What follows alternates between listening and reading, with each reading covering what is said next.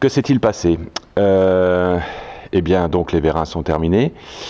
J'ai profité quand même de quelques séances très rapides dans la grange, parce qu'il faisait froid, pour nettoyer un petit peu toute la partie qui était du coup accessible, puisque les vérins les amortisseurs avaient été déposés. Donc un bon nettoyage, parce qu'il y avait du LHM un petit peu partout, que ce soit de ce côté droit ou que ce soit du côté gauche. Donc j'en ai profité donc pour ce petit nettoyage, que j'ai d'ailleurs étendu à toute la tôle de fond de coffre, côté extérieur évidemment, parce qu'elle était encore dans son état, on va dire, d'origine sudiste, avec énormément de poussière. Et j'envisage peut-être même de le faire pour le reste du châssis, on verra. Ce qui m'a permis d'ailleurs de confirmer le bon état de la voiture, hein. Rien n'est parfait, mais elle est quand même en très bon état. Et donc, une fois que j'avais nettoyé tout ça, bien dégraissé, il y avait quand même quelques traces d'impact où la tôle était à nu, plus d'ailleurs sur le support gauche que sur le support droit. Mais je voulais quand même garder la patine de la voiture, je voulais pas tout repeindre. En plus, comme j'ai pas démonté les bras de suspension, c'était quand même un petit peu...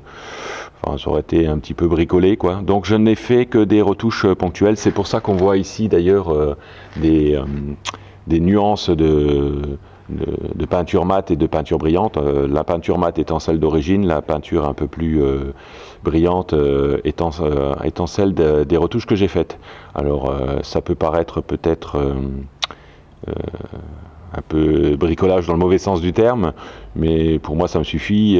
L'essentiel, c'est que les parties qui étaient éventuellement à vif, où la tôle était à vif, même s'il y avait quasiment pas de corrosion, qu'elles aient été traitées, nettoyées, protégées. Après, sur l'aspect, je cherche pas l'aspect concours encore une fois sur la voiture, hein. Moi je cherche vraiment à ce qu'elle soit en bon état et facilement auscultable quant à un éventuel départ de rouille. Après le reste, voilà.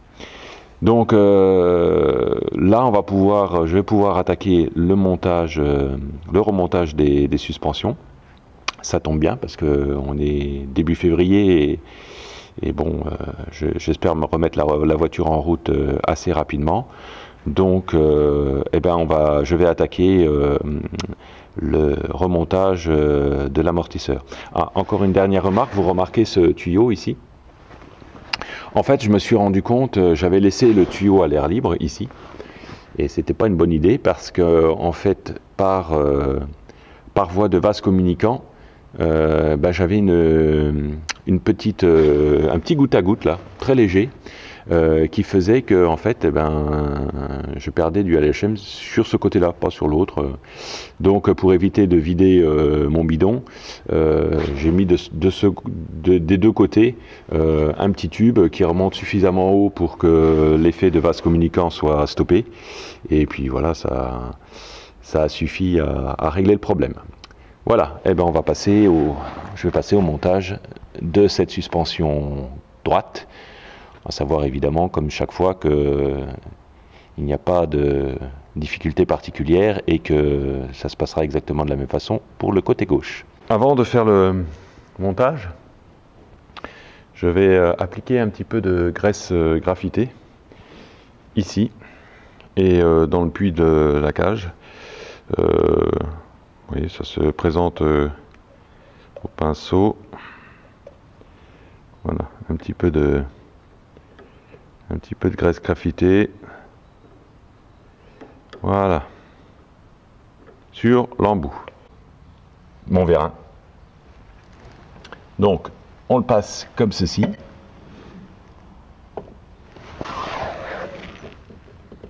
Donc, il y a un détrompeur, donc on ne peut pas le passer autrement.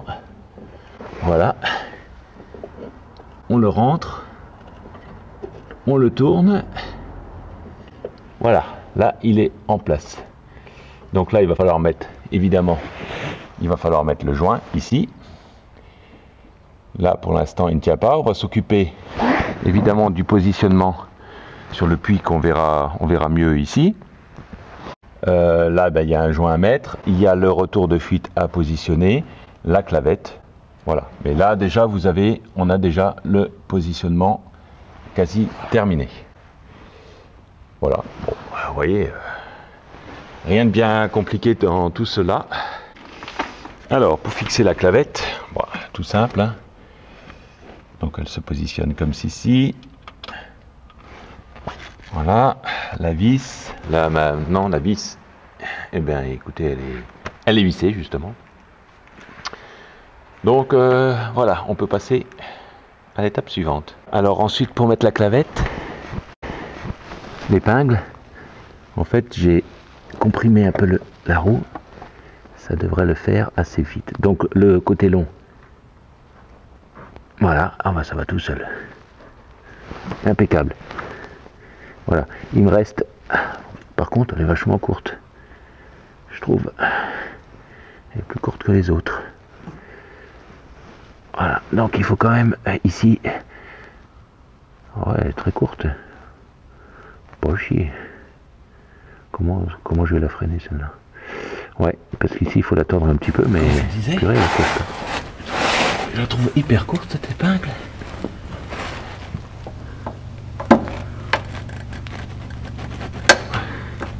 Mais ça suffit quand même pour la freiner, ouais, bon. Voilà. Là, ouais, encore un peu, hein. Ça pourrait sortir. Ouais, il l'aurait fait, voilà. Il l'aurait fait 1 cm plus long, hein, ça aurait pas coûté bien cher. Ouais, bon là ça va. Elle sort plus. Voilà. Je vais quand même la freiner un peu avec un coup de marteau parce que ça me plaît pas comme ça.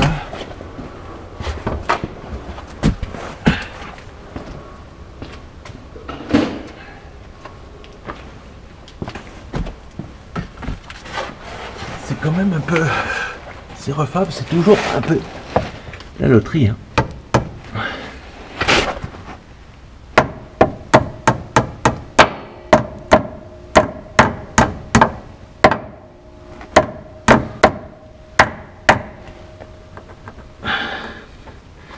Ça me plaît qu'à moitié ça. Bon, non, ça tient bien. Quelques petites retouches à faire là. J'avais pas bien vu. C'est bien aussi de filmer parce que des fois on voit des choses. Voilà. Bon, de ce côté-là, c'est terminé. Bon, on va rajouter maintenant le joint et la chaîne. Donc je l'ai préalablement un petit peu humidifié avec justement du liquide hydraulique. Voilà. Donc ça, je vous conseille quand même de le changer, hein. Après, il y a 2 écoles. Il y a ceux qui ne le font pas et puis il y a ceux qui le font. Moi, je le fais. Voilà. Et on va pouvoir, voilà, solidariser l'arrivée, ce qui n'est pas une mauvaise chose. Il faut y aller sans forcer parce que c'est de l'alu. Et ensuite, eh ben, on finit le serrage modéré pour l'instant avec une clé à tuyauter que je vais chercher. La clé à tuyauter 9. Bien pratique dans ces situations. Voilà, on va quand même serrer un petit peu. De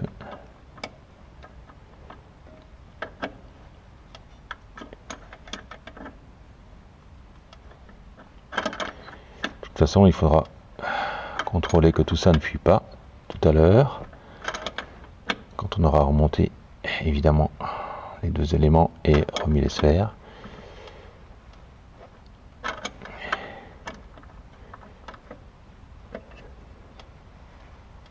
Voilà, pour l'instant je ne cherche pas plus que ça, c'est pas la peine. Ah, j'ai encore oublié quelque chose, le retour de fuite. Alors le retour de fuite, vous voyez le petit retour de fuite qui est ici. Hop. Donc là, je l'ai un peu humidifié.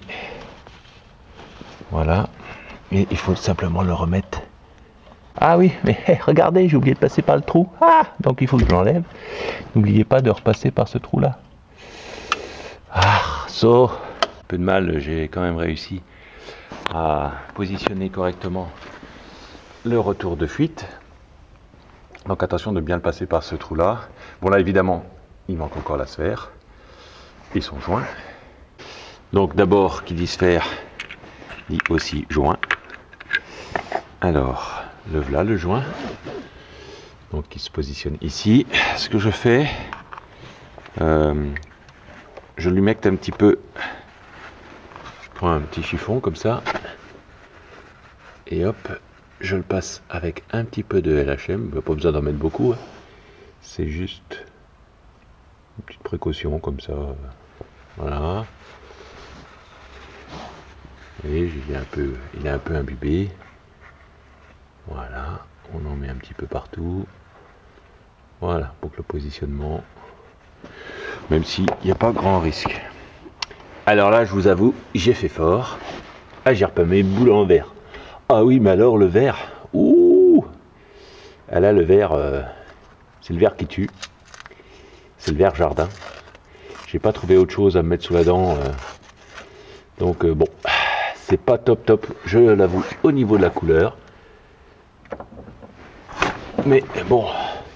En même temps, le but, c'était uniquement qu'elles soient un peu propres.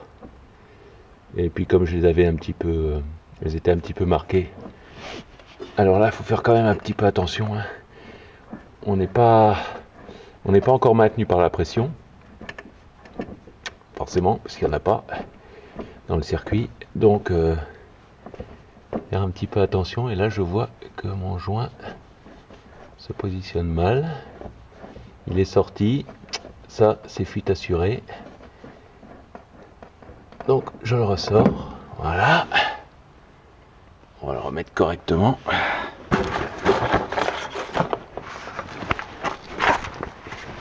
Tout l'intérêt de bien vérifier ce qu'on fait.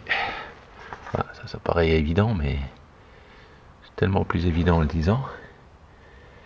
Voilà. Il est sorti.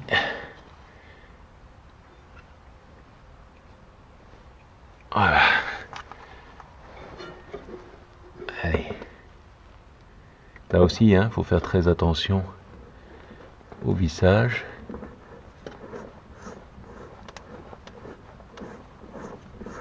Voilà. Là, il n'a pas bougé. Parfait. Donc là, pour l'instant, de toute façon, une sphère, ça sert toujours à la main. Hein. Jamais autrement qu'à la main, que ce soit les avant ou les arrière. Là je ne sers pas trop, vous voyez ça bouge encore, je préfère prendre aucun risque.